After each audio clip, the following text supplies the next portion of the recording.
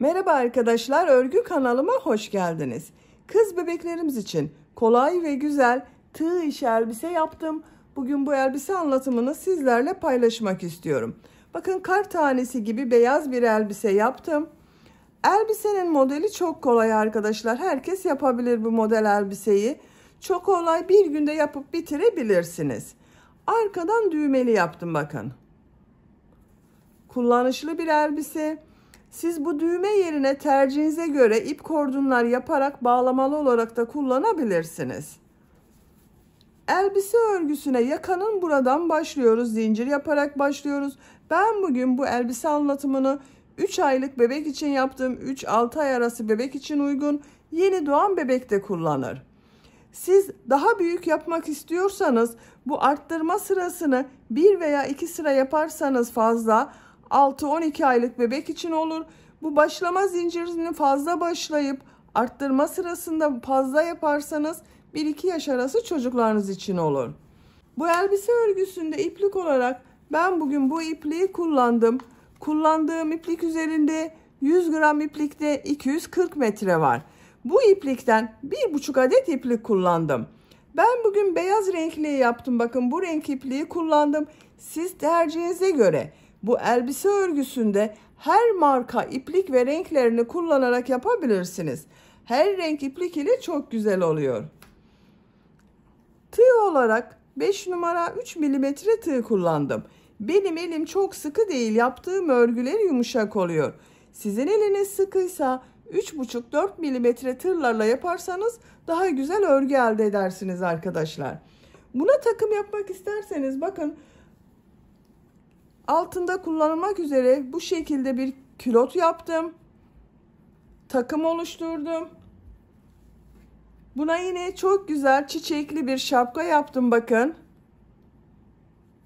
Şapkayla bunlara takım olsun diye çok güzel çiçekli ayakkabı yaptım. Hepsini tığ işi olarak yaptım ben bunların. Siz de böyle güzel bir takım yapmak isterseniz şapkanın, bu güzel ayakkabıların ve külot anlatımını yaptım. YouTube kanalıma yükledim. Bu örgülerin olduğu YouTube linkini izlediğiniz bu elbise videosunun açıklama bölümüne ekliyorum. Siz o link üzerine tıklarsanız bunun gibi güzel bir set oluşturabilirsiniz. Biz bugün bu güzel ve kolay tığ işi elbise örgüsünü yapacağız arkadaşlar.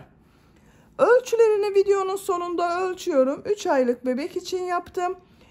İplik tığı hazırlayalım. Hep birlikte bu kolay ve güzel elbise örgüsüne başlayalım. Örgü kanalıma abone değilseniz abone olmayı unutmayın lütfen. Hepinize kolay gelsin. İyi çalışmalar.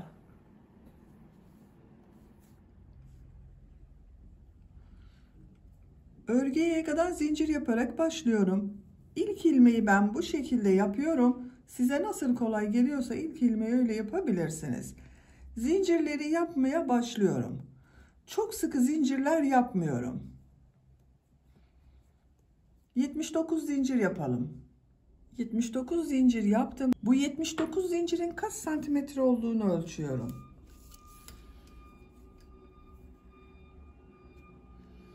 30 santimetre zincir uzunluğu var.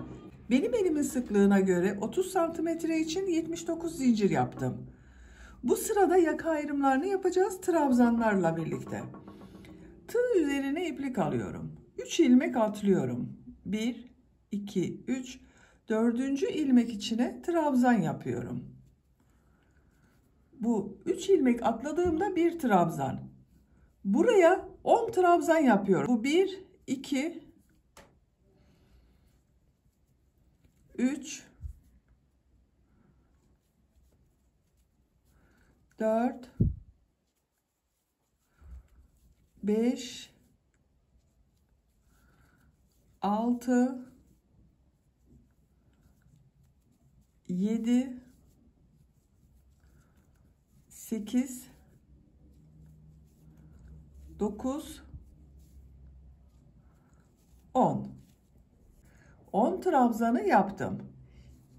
2 zincir yapıyorum. Kol bölümü için 18 trabzan yapıyorum. 1, 2, 3, 4, 5, 6, 7,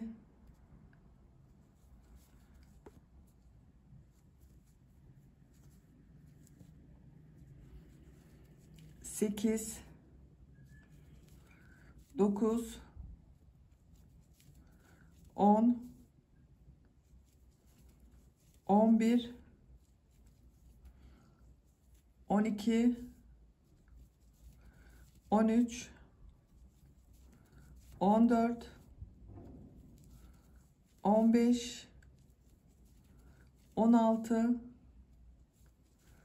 17, 18. Kol için 18 trabzan yaptım. 2 zincir yapıyorum. Buraya 20 trabzan yapıyorum. Siz burayı kaç trabzan yaptıysanız burayı da 2 katı yapacağız arkadaşlar.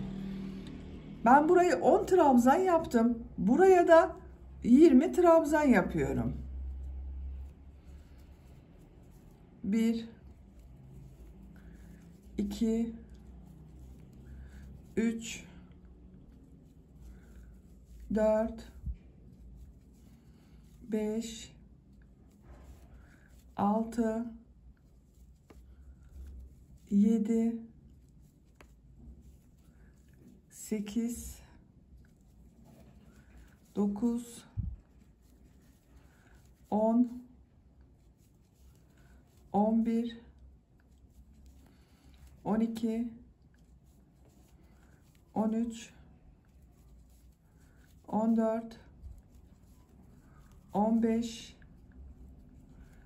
16, 17, 18, 19, 20. 20 trabzan yaptım. 2 zincir yapıyorum. Diğer kol için 18 trabzan yaptım. Buraya da 18 trabzan yapıyorum. Bak yanında bulunan ilmeğe kol için ilk trabzanı yapıyorum. 18 trabzan yapıyorum. 18 trabzanı yapalım. Diğer kol içinde 18 trabzanı yaptım. 2 zincir yapıyorum. 10 trabzan yapıyorum. Bu ilk ilmek üzerine bir trabzan yapıyorum. Diğerlerine trabzan yaparak devam ediyorum. 2, 3,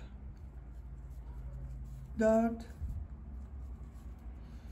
5, 6, 7, 8, 9, 10. 10 trabzan yaptım. Yaka ayrımlarını yaptık arkadaşlar. 10 trabzan yaptım. Kollar için 18 trabzan yaptım. Buraya da bunun ikisinin toplamı 20 trabzan yaptım. İkinci sıradayız. İkinci sırada yine trabzanlar yapacağız. Bu arttırma yerlerinde bir trabzan, 2 zincir, bir trabzan yapacağız. Bir zincir yapıyorum. Örgüyü çeviriyorum. İlk ilmek üzerine trabzan yapıyorum. 1, 2, 3, 4, 5, 6, 7, 8, 9, 10. Bu 2 zincir yaptığım yere geldim. Buraya bir trabzan, 2 zincir, bir trabzan yapıyorum. Bak bir trabzan yaptım. 2 zincir yapıyorum. Aynı 2 zincir üzerine bir trabzan daha yapıyorum. Bir trabzan, 2 zincir, bir trabzan oldu. Kol bölümünde bulunan ilmekler üzerine trabzan yaparak devam ediyorum.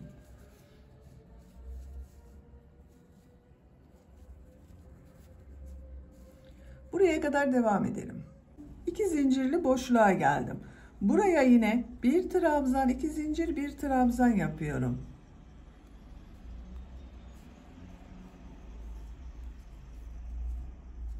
Diğer ilmeklere birer defa trabzan yapıyorum.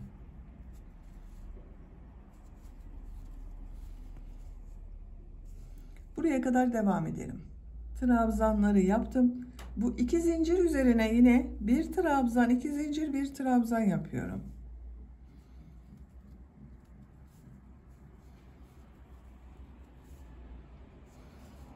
Diğer ilmeklere trabzan yaparak devam ediyorum.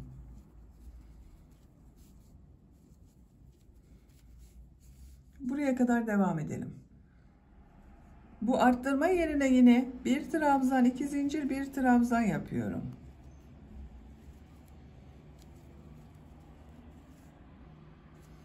Diğer ilmeklere trabzan yaparak devam ediyorum.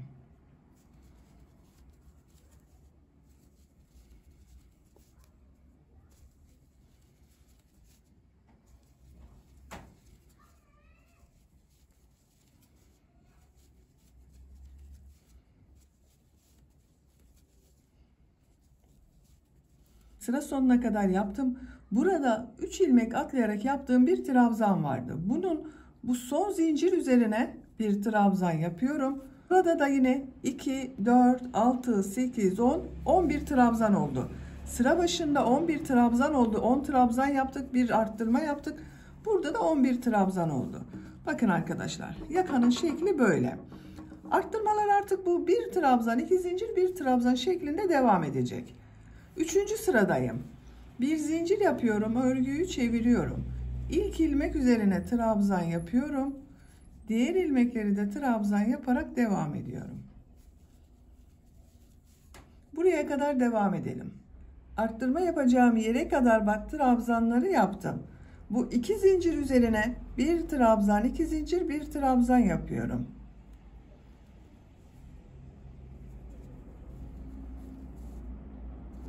Diğer ilmeklere trabzan yaparak devam ediyorum.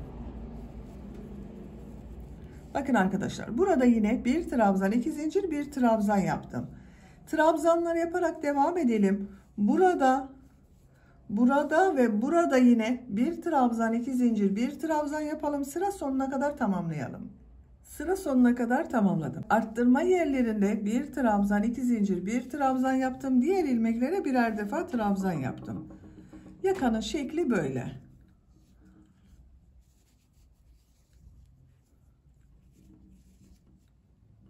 Bakın arkadaşlar, görüntüsü böyle oluyor. Dördüncü sıradayım. Bir zincir yapıyorum, örgüyü çeviriyorum. İlk ilmek üzerine trabzan yapıyorum. Diğer ilmeklere de birer defa trabzan yapıyorum. Buraya kadar devam edelim. Arttırma yapacağım 2 zincire kadar trabzanları yaptım. Bu 2 zincir üzerine bir trabzan, 2 zincir, bir trabzan yapıyorum.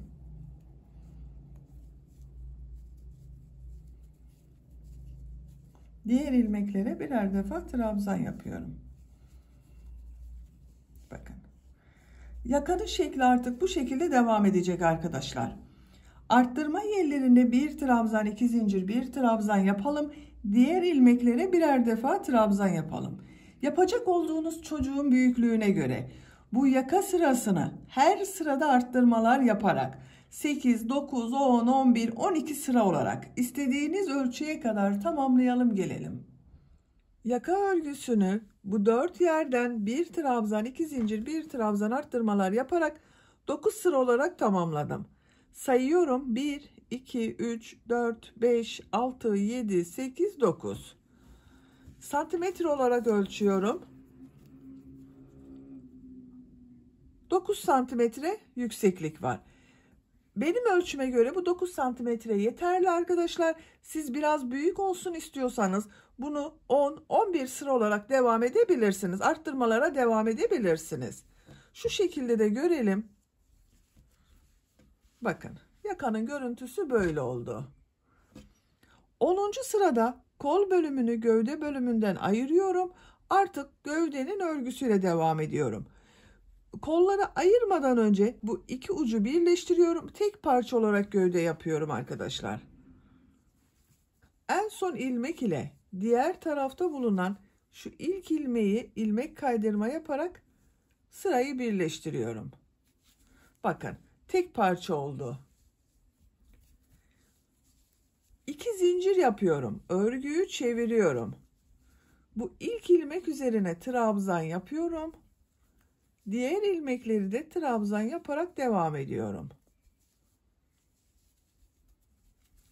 Buraya kadar devam edelim. Buraya kadar trabzanları yaptım. Bu arttırma yaptığım 2 zincir üzerine arka bölüm için 2 trabzan yapıyorum.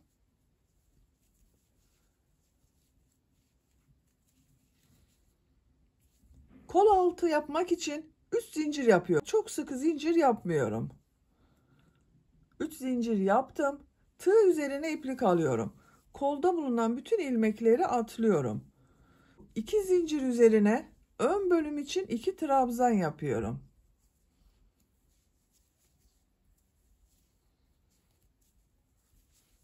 Bu 3 zincir ile ön ve arka bölümü birleştirdik. Kol altı yaptık buraya. Diğer ilmekler üzerine birer defa trabzan yapıyorum.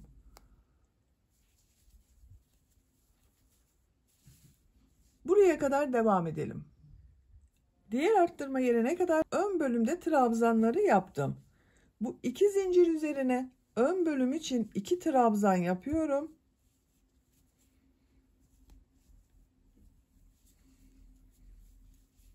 Kol altı için 3 zincir yapıyorum. Tığ üzerine iplik alıyorum. Kolda bulunan bütün ilmekleri atlıyorum. Bu 2 zincir üzerine arka bölüm için 2 trabzan yapıyorum.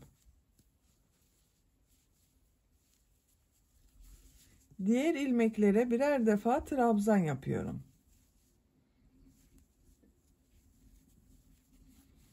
Diğer kol altında buraya yaptım. Bu sıra sonuna kadar devam edelim. Sıra sonuna kadar trabzanları yaptım. Son ilmek ile bu ilk ilmeği ilmek kaydırma yaparak sırayı birleştiriyorum. Bakın arkadaşlar, bu şekilde oldu. Görüntüsüne bakalım. Bakın. Kol altları için 3'er zincir yaptım. Ön ve arka bölümü birleştirdim. Bir sıra daha beyaz renk iplik ile trabzan sırası yapıyorum. 2 zincir yapıyorum. Örgüyü çeviriyorum. İlk ilmek üzerine trabzan yapıyorum. Bu sırada her ilmek üzerine birer defa trabzan yapıyoruz. Bu 3 zincir yaptığımız yere kadar devam edelim. 3 zincir yaptığım yere kadar trabzanları yaptım. Burada zincirler üzerine de trabzan yapıyorum. Bak, çok sıkı yapmayalım diye onun için söyledim arkadaşlar. Trabzan yapması kolay olsun diye. 1 2 3. Diğer ilmeklere birer defa trabzan yapıyorum. Buraya kadar devam edelim. Zincir yaptığım yere kadar trabzanları yaptım. Bu zincirler üzerine de birer defa trabzan yapıyorum.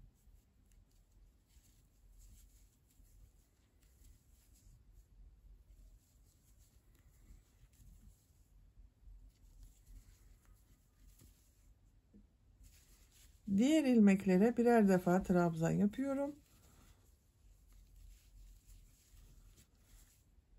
Sıra sonuna kadar devam edelim. Sıra sonuna kadar tamamladım. Son ilmek ile ilk ilmeği ilmek kaydırma yaparak sırayı birleştiriyorum. Bakın. Bu sırada bir sıra trabzan sırası yaptım. Görüntü böyle oldu. Bu sıradan itibaren model bölümüne başlıyorum. 2 zincir yapıyorum. Tığ üzerine iplik alıyorum. Bu ilk ilmek içerisine 2 trabzan yapıyorum.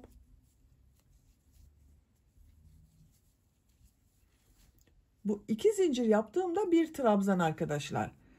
2 zincir yapıyorum. Tığ üzerine iplik alıyorum. Aynı ilmek içine 3 trabzan yapıyorum.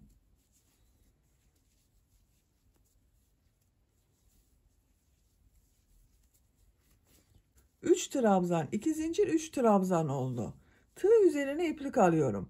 Bir ilmek atlıyorum. İkinci ilmek içine bir trabzan yapıyorum. Tığ üzerine iplik alıyorum. Bir ilmek atlıyorum. İkinci ilmek içine 3 trabzan, 2 zincir, 3 trabzan yapıyorum.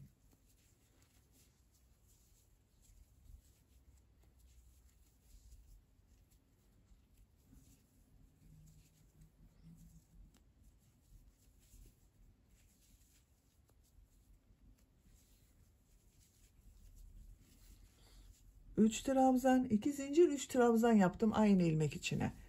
Tığ üzerine iplik alıyorum. 1 ilmek atlıyorum. İkinci ilmek içine 1 trabzan yapıyorum. Tığ üzerine iplik alıyorum. 1 ilmek atlıyorum. İkinci ilmek içine 3 trabzan, 2 zincir, 3 trabzan yapıyorum.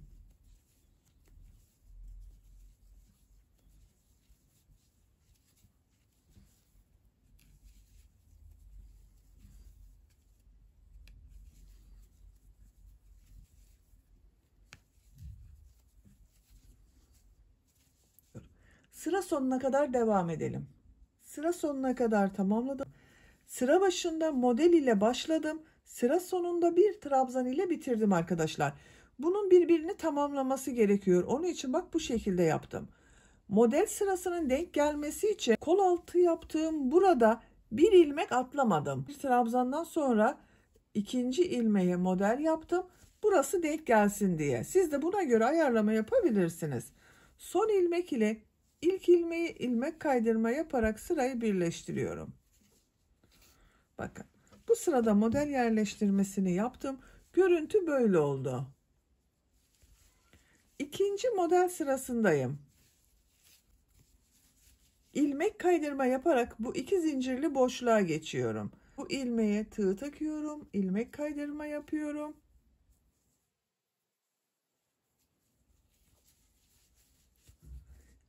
İki zincirli boşluğa ilmek kaydırma yapıyorum. 2 zincir yapıyorum. Tığ üzerine iplik alıyorum. 2 trabzan, 2 zincir, 3 trabzan yapıyorum. Bak bu 2 zincirde 1 trabzan oluyor. 3 trabzan oluyor arkadaşlar. 3 trabzan oldu. 2 zincir yapıyorum. 3 trabzan yapıyorum.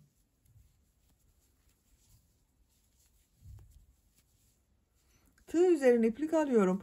Bu 1 trabzanın üzerine 1 trabzan yapıyorum. Model ortasında 2 zincirli boşluğa 3 trabzan, 2 zincir, 3 trabzan yapıyorum.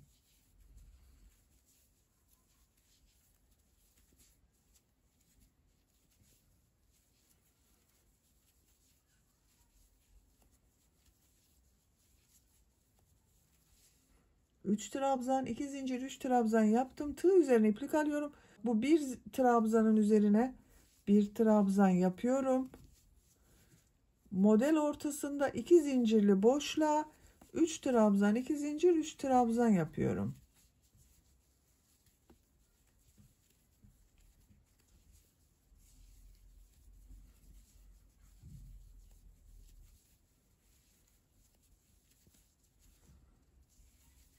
Bir trabzan üzerine de bir trabzan yapıyorum. Bakın.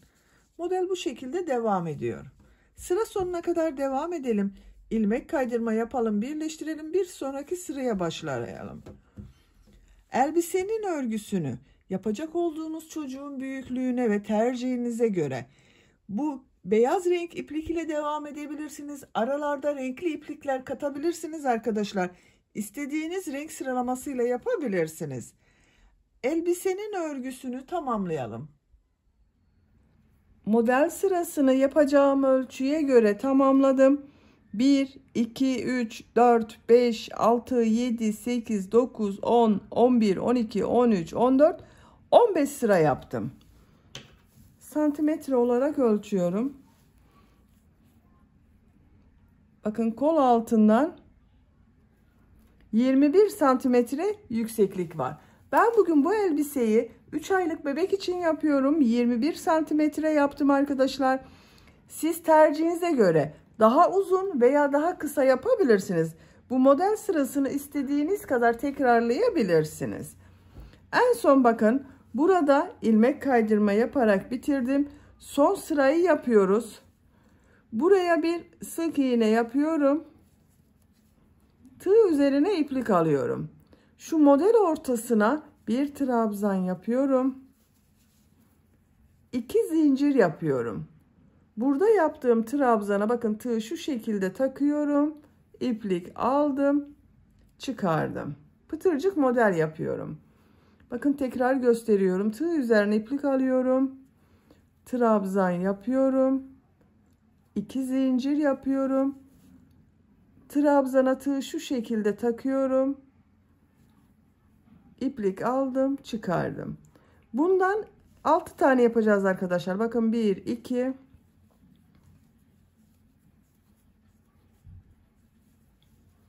3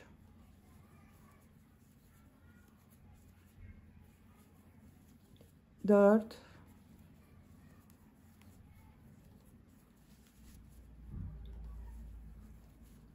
5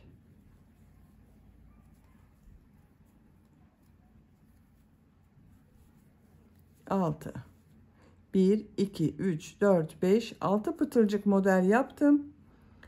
Tığ üzerine iplik almadan bu bir trabzan üzerinde bulunan ilmeğe sık iğne yapıyorum. Tığ üzerine iplik alıyorum. Buraya yine burada yaptığım gibi 6 pıtırcık model yapıyorum.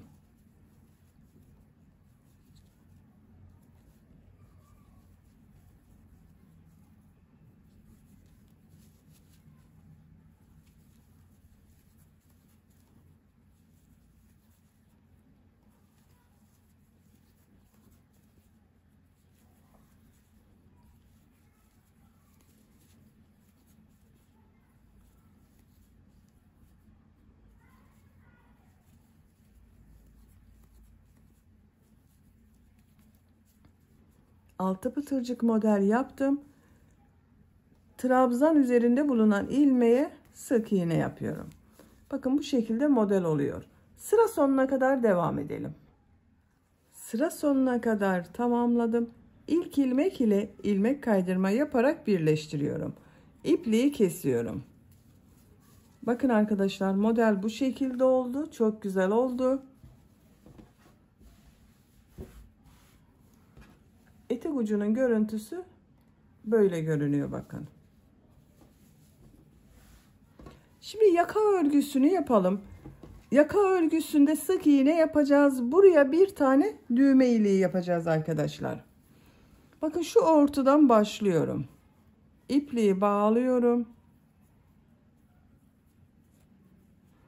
Buradan ilmek yapıyorum. Sık iğne yapıyorum. Sık iğne yapıyorum.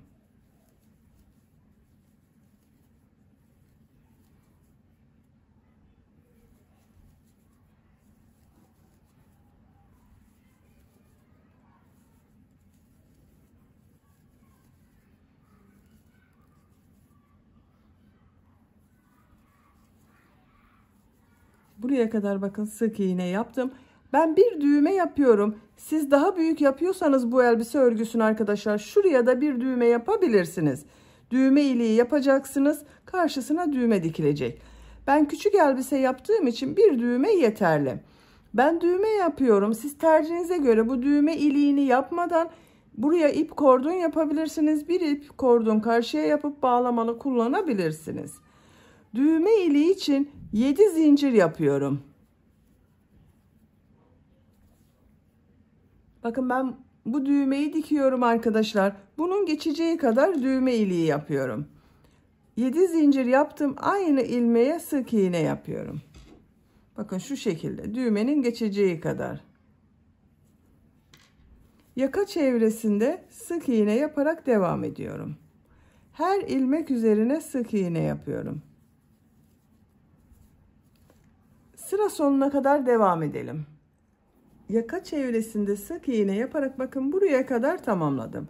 Burada da sık iğne yaparak devam ediyorum.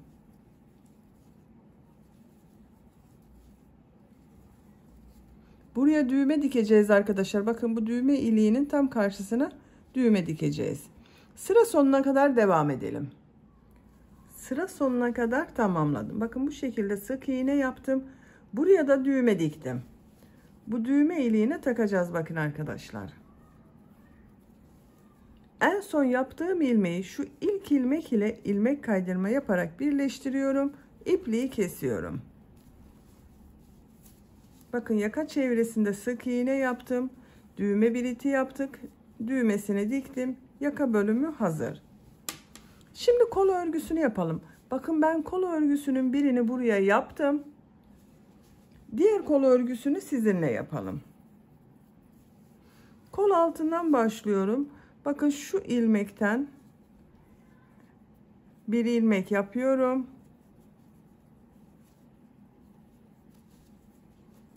Zincir yaptım, sağlamlaştırdım.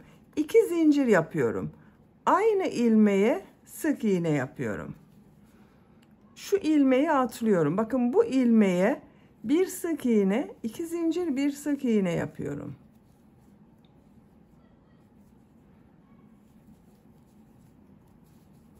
Bir ilmek atlıyorum. Bir sık iğne, 2 zincir, bir sık iğne yapıyorum.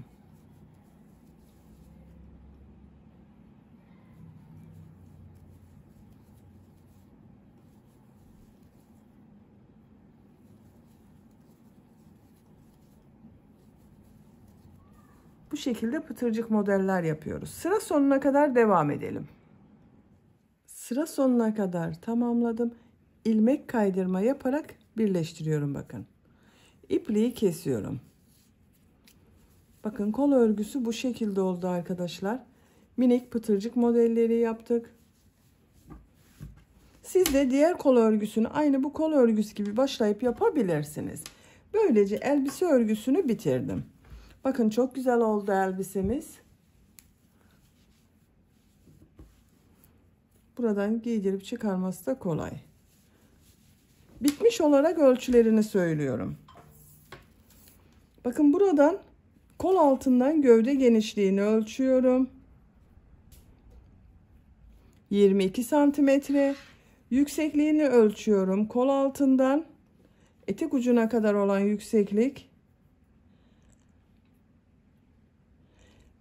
23 santimetre. Omuzdan etek ucuna kadar olan yüksekliği ölçüyorum. 34 santimetre. Ben bugün 3 aylık bebek için yaptım. Bakın bu şekilde oldu. Çok güzel oldu. Beni dinlediğiniz ve izlediğiniz için hepinize çok teşekkür ederim. Sizlerle yeni örgülerde görüşmek dileğiyle. Hoşça kalın, sevgiyle kalın.